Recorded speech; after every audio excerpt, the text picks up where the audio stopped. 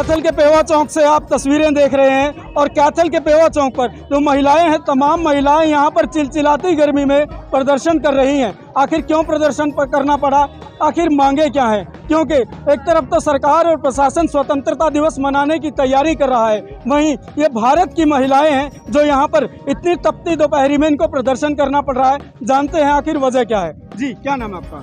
अनुपमा हूँ मैं, राज्य महासचिव। जी, आज इतनी दोपहरी में प्रदर्शन करना पड़ रहा है, आखिर क्या वजह है? सर आज हमारे प्रदर्शन का आज 24वां दिन है, कोई आज पहला दिन नहीं है, लेकिन ये गूंगी बहरी सरकार बिल्कुल आंखें बंद करके और कान बंद करके बैठी हुई है। उन्हें हम एक थोड़ा सा मानदेय लेने वाली आंगनवाड़ी वर्कर और हेल्परों की दिक्कत समझ में नहीं आ रही।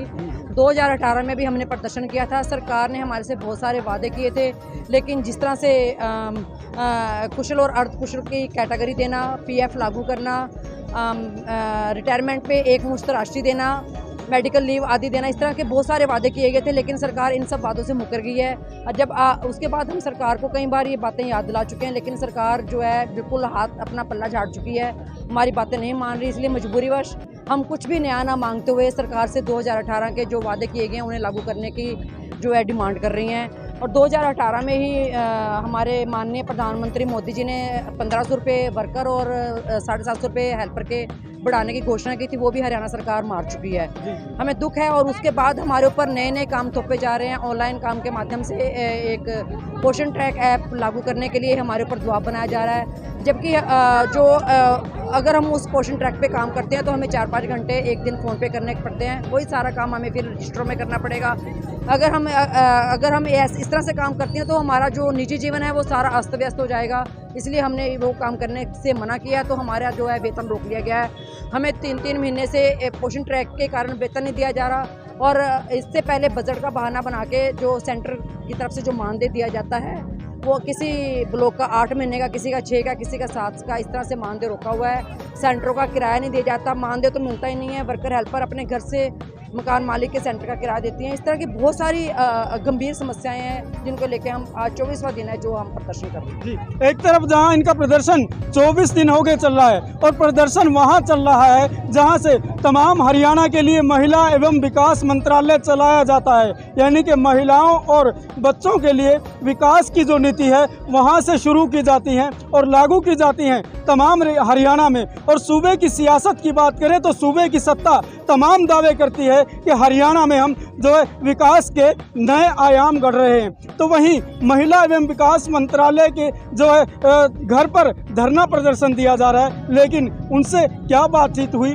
और उन्होंने क्या आश्वासन दिया है, इस बारे में बातचीत करते हैं। तो क्या आश्वासन उन्होंने दिया है? सर, सबसे पहले तो एक बड़े ही दुख की बात है कि भी हमारे धरने का जिस दिन 22 जुलाई को पहला दिन था, हमारे 2 यूनियन नेताओं के ऊपर जो है झूठा केस बनाया गया। एक पूरी मनगढ़ंत और एक साजिश के तहत एक कहानी बनाएगी CITU सिट्टू यूनियन ने और हमारे विभाग के अफसरों ने मिलकर हमारे धरने को दबाने के लिए एक साजिश रची और हमारे ऊपर झूठे इल्ज़ाम लगाए, जबकि वहाँ पे पूरा पुलिस प्रशासन था, CID विभाग के अधिकारी थे वहाँ पे।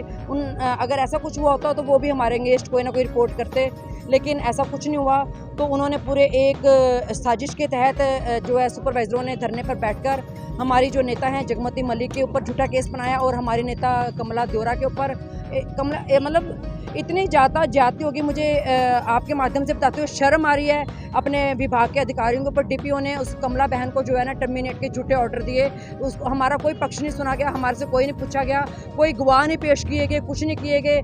बिना गवाही से, बिना हमारा पक्ष सुने एक तरफा जो है एक तुगलकी फरमान अपनाते हुए, अपने पद का दुरुपयोग करते हुए PO ने जो है ना हमारी कमला देवरा बहन को टर्मिनेट के ऑर्डर दिए हैं, जिसका हमारी पूरी यूनियन, पूरे भारतवर्ष की यूनियन जो है जो वो विरोध करती है। और हम जो अगर उसको बहाल ना किया गया तो हम अपने धरने को जो है ना एक अत्यधिक एक ज़्यादा उग्र रूप देते हुए तो जो है हम इसको एक अलग रूप देंगे अपने धरने को। एक तरफ जहां अधिकारियों पर ये आरोप गढ़ रहे हैं कि आपके आंदोलन को दबाने के लिए काम किया गया, ठीक है, और दूसरी तरफ आप आरोप लगा रहे हैं सीटू पर, जो एक कर्मचारियों के लिए एक काम करता है, संगठन है, तो सीटू पर भी आरोप लगाना कहाँ तक ठीक है? क्योंकि एक तरफ जहां आप आंगनवाड़ी वर्कर हैं और वो सीटू जो है एक संगठन है, वो भी आंगनवाड़ी कर्मचारियों के लिए हमेशा आवाज़ उठाता है। तो इस तरह से क्या एक ये देखने वाली बात नहीं है कि कर्मचारियों में फूट आ रही है? सीटू ने कभी भी हमारी कोई मांग पूरी नहीं करवाई, हमारी जितनी भी मांगे आज तक पूरी हुई हैं। अगर आज मानदेय में हमारा हरियाणा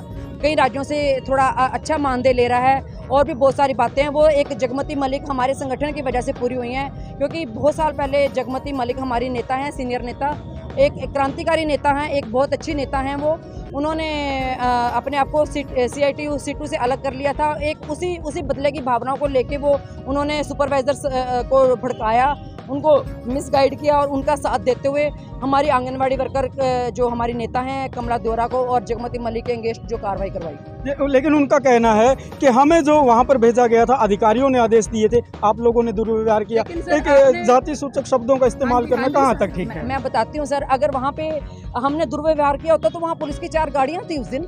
CID स्टाफ था वहाँ पे, तो क्या वो हमारे अगेंस्ट CID स्टाफ कंप्लेंट ना करता? क्या पुलिस अधिकारी हमारे अगेंस्ट कार्रवाई ना करते? या फिर उनके पास कुछ तो प्रूफ होगा हमारे अगेंस्ट। नंबर 1 नंबर तो जो उन्होंने जाति सूचक का इतने शर्मनाक जो इल्ज़ाम हमारे ऊपर लगाया है सर, ऐसा कभी हो सकता है? आप सोचिए, जिस नेता के बुलावे पे पूरा हरियाणा इकट्ठा हो जाता है, अगर वो कहना तो बड़ी दूर की बात, अगर वो इतनी सी भावना अपने मन में भी रखेगा जाति से संबंधित, क्या उसके बुलावे पे इतनी महिलाएं, इतनी बहनें इकट्ठी हो जाएंगी? ये बिल्कुल सरासर सफ़ेद झूठ है, जिसके तहत जो है ना एक झूठा इल्ज़ाम और एक साजिश हम इसको करार दे रहे हैं। तो क्या हर रोज आपके जो है ये जो महिलाएं हैं पूरे हरियाणा से अलग अलग जिलों से आती हैं? बिल्कुल अलग अलग जिलों से आ रही है और हर जाति से हैं यहाँ पे बहनें। अगर ऐसा होगा जिस जाति का नाम लेके उनके ऊपर एक झूठा इल्ज़ाम लगाया गया, तो ऐसा होता तो वो बहनें आती क्यों हमारे बीच में? तो आज कौन से डिस्ट्रिक्ट से आई हुई है? आज डिस्ट्रिक्ट अम्बाला और यमुनानगर की आंगनबाड़ी वर्कर से। अम्बाला और यमुनानगर से आई हुई हाँ जी, है। हाँ जी, तो इस तरह ये आपका प्रदर्शन, अगर बात करें 24 दिन इनका कहना है कि हो गए हैं, तो इतना लंबा संघर्ष हो गया, तो किस तरह कुछ बात बन पाएगी? और क्योंकि काफ़ी समय हो गया प्रदर्शन कर रहे हैं, एक तरफ सरकार सुनवाई नहीं करी और दूसरी तरफ आपका कहना है कि सरकारी अधिकारी आप पर दबाव बनाने के लिए इस तरह के जो है षड्यंत्र रचते हैं। सर, सरकार सुनेगी क्यों नहीं? अगर नहीं सुनेगी तो हम रोज सड़कों पे बैठे हैं, ऐसे ही बैठे रहेंगे जब तक वो सुनेंगे। मनाएंगे सरकार को, ऐसे ही रोना रोएंगे रोज। तो इनका कहना है कि सरकार अगर नहीं सुनेगी तो हमारा ये प्रदर्शन लंबा चलेगा, बड़ा होगा। तमाम जानकारियों के लिए देखते रहिए कैथल से संदीप बागड़ी की विशेष रिपोर्ट। लेकिन ये बात ज़रूर देखें और इस वीडियो को ज़्यादा से ज़्यादा शेयर कर दें, क्योंकि जहां एक तरफ तो हरियाणा सरकार या भारत सरकार बेटी बचाओ बेटी पढ़ाओ का नारा देती है और छोटे से छोटे जो है कार्यक्रम को भी एक इस तरह से दिखाया जाता है जैसे हरियाणा की जनता की हितैषी यही सरकार है। लेकिन इसी सरकार में जो है और ये लोग धरने पर बैठे हैं, ये सोचने वाली बात है और समझने वाली बात है। ये और बातचीत करते हैं। जी, क्या कहना चाहते हैं? कल सरकार ने हमें बातचीत के लिए बुलाया था। हमारी यूनियन की बातचीत कमिश्नर सर से हुई है। उन्होंने हमारी मांगों को पर विचार करने का आश्वासन दिया है। अच्छी बातचीत थी, लेकिन हमारा जब तक हमारे दोनों जो यूनियन नेता हैं उनके खिलाफ एक सम्मानजनक तरीके से उनके केस वापस नहीं लिए जाते, तब तक हमारा जो धरना प्रदर्शन है यूँ ही जारी रहेगा। तो इनका कहना है कि जब तक ये जो केस बनाए गए हैं, ये जो केस बनाए गए, अगर ये वापस नहीं लिए जाते और इनके साथ बातचीत नहीं की जाती तो ये धरना प्रदर्शन इनका लगातार यूं ही चलता रहेगा। आप देख रहे हैं कैथल से संदीप बागड़ी की विशेष रिपोर्ट।